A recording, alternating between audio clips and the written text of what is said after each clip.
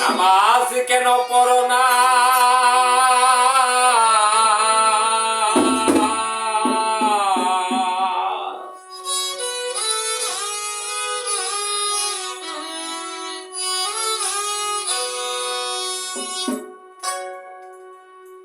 আমি ফেসবুকের মধ্যে মিজবিজির মালেক সরকার আমার সাথে লেখালেখি করে, এখানে জালকুড়ির মফিজ দেওয়ান করে এক শিল্পী আছে, ওনার মাথায় এবার আমার মতন এই চুল নাই। তো আমি ফেসবুকের মধ্যে হাদিস কোরআনের কথা প্রশ্ন উত্তর লেখালেখি করি, তো আপনারা দেখছেন। তাহলে মানে বলছিল যে ধর্মীয় সঙ্গীতে, মিলাদ মাহফিলে বা মসজিদে যে আমি যাই, টুপি মাথা দেওয়া এটা মুসলমানের সুন্নত। তো আমি এবার বললাম যে অনেকের যে মাথা চুল নাই, নাকি হেললিগা মাথা টুপি দেয় এই টাক দেখানোর জন্য। তো মালিক ভাই বললো যে জালকুড়ির মফিজ দেওয়ানের তো মাথায় চুল নাই। তো উনি কি নামাজ পড়ে? আচ্ছা, কেটার নামাজ পড়লো কেটার নামাজ না পড়লো এটা যার যার ব্যক্তিগত ব্যাপার। নামাজ ছাড়া তো কেউ জান্নাতে যাইতে পারবো না, এটা কেন 100%। আমার রাসূল তো কয়ে গেছে যে যে ব্যক্তি নামাজ পড়ে না সে ব্যক্তি আমার কোনো উম্মত না। আল্লাহ যাই যা তো বাহাদুর শেখ ফরিদ, নিজামুদ্দিন আউলিয়া, বলি কলিন্দার, হযরত বড় পীর আব্দুল কাদের জিলানী, বাহালুল পাগল, ওয়াজ করণী পাগল, বাংলাদেশ আছে বাবা শাহজালাল শাহপুরান, ইসলাম প্রচার করার জন্য এখানে আসছে বাংলাদেশে। তো তারা কি নামাজ ছাড়া কি ওলি হয়েছে কেউ? আপনারা কি করেন? কথা বল না কে? নামাজ ছাড়া কেউ ওলি হইতে পারছে? হযরত বড় পীর আব্দুল কাদের জিলানী, মাহবুবে সুবহানী, কুতুবে রাব্বানী মায়ের গর্ভ থেকে কোরআন মুখস্থ করছে। আরো তার হিকমত ছিল, আল্লাহ তারে কিছু মর্যাদা দান করেছিল।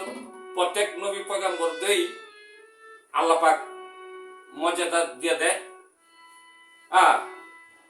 যারা পাগল মুস্তান হয়েছে তারা বাবা আল্লাহ ধর্মকর্ম করছে, তারা জীবনে মিথ্যা কথা বলে নাই, জীবনে কেউ সাথে বেয়াদবি করে কথা বলে নাই, জীবনে কেউ মনে কষ্ট দিয়ে কথা বলে নাই। আল্লাহর নামে তারা নামাজ পড়েছে। আগের নামাজ ছিল নফল। আমার হযরত মুহাম্মদ মুস্তাফা সাল্লাল্লাহু আলাইহি ওয়াসাল্লাম এই নামাজটাকে ফরজ করে দিয়েছেন।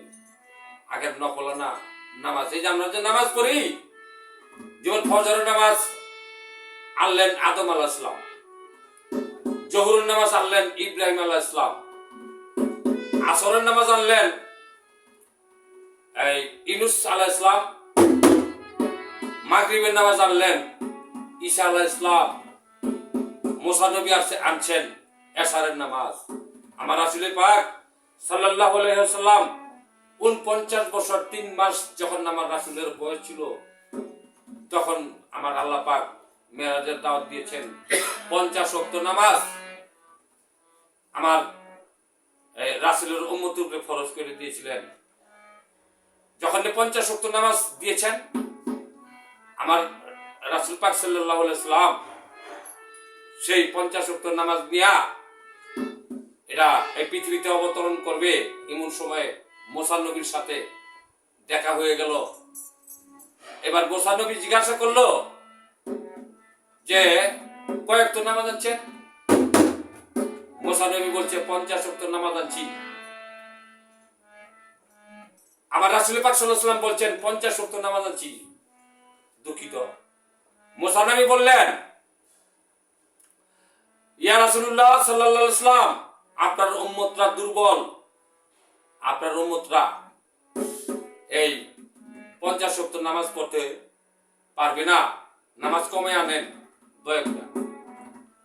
আবার গিয়া আমার রাসূল পাক সাল্লাল্লাহু আলাইহি ওয়াসাল্লাম আল্লাহর কাছে যায়া বলল, হে বারে এলাহি, আমার উম্মতরা তো 50 ওয়াক্ত নামাজ পড়তে পারবে না, 12 মাস রোজা থাকতে পারবে না,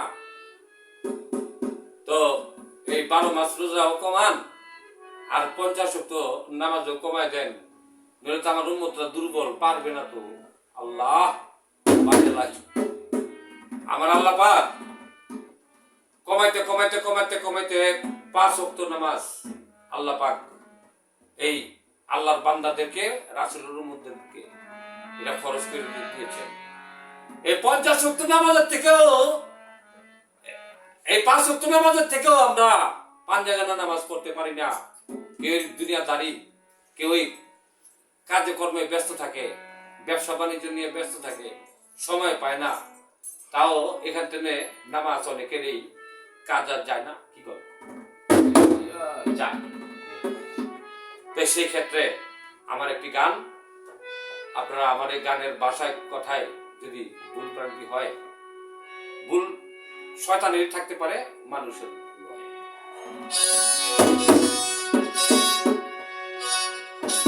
নামাজ কেন পড়ো না, শয়তান দূরে রাখো না, আজানের ধ্বনি পড়লে শয়তানও পালায়, নামাজের জন্য আল্লাহ আহ্বান জানায়, নামাজের জন্য আল্লাহ আহ্বান জানায়।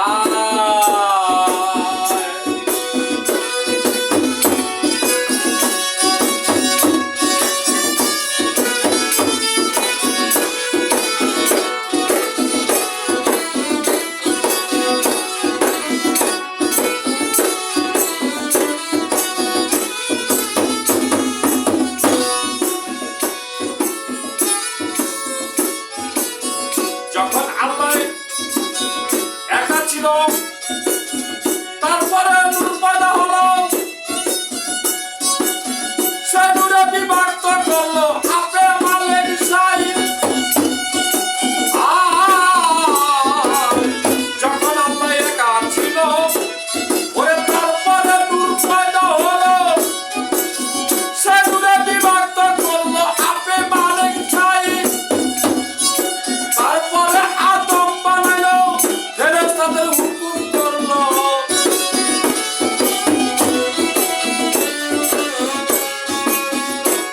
ওরে তারপরে আদম বানাইলো, ফেরেশতাদের হুকুম করলো, মুকরুম ছাড়া সব ফেরেশতা সেজদা করলো পায়, মুকরুম ছাড়া সব ফেরেশতা আরে সেজদা দিল পায়। নামাজের জন্য আল্লাহ আহ্বান জানায়, নামাজের জন্য আল্লাহ আহ্বান জানায়।